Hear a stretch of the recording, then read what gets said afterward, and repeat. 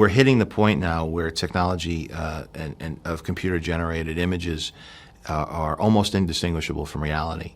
And that created an opportunity to tell the story again in a way that hopefully does not feel redundant to the animated film from 25 years ago.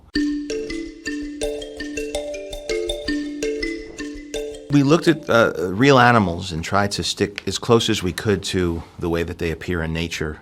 We opted for naturalism as opposed to stylization, limiting us somewhat as far as to what extent we could stylize the expression and the performances, and relying on techniques that are used in documentary films to help create emotion and storytelling.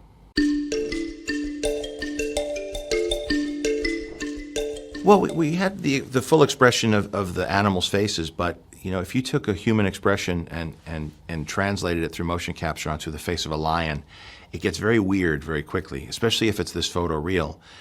In a stylized film like a Pixar movie or a film like Madagascar, because the designs are so exaggerated, you can get away with a human performance.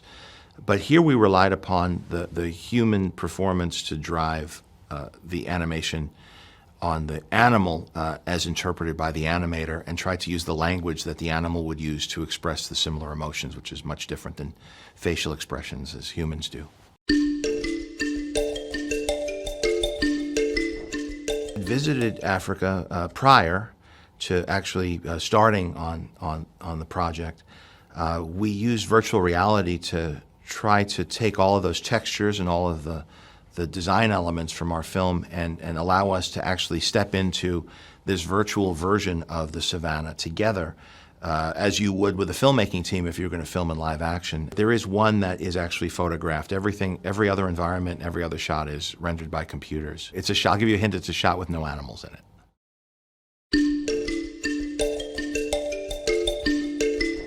It's always difficult because you have several generations of audience members, some of which whom grew up with it and have seen it over and over again, some of which who have, are coming to it new.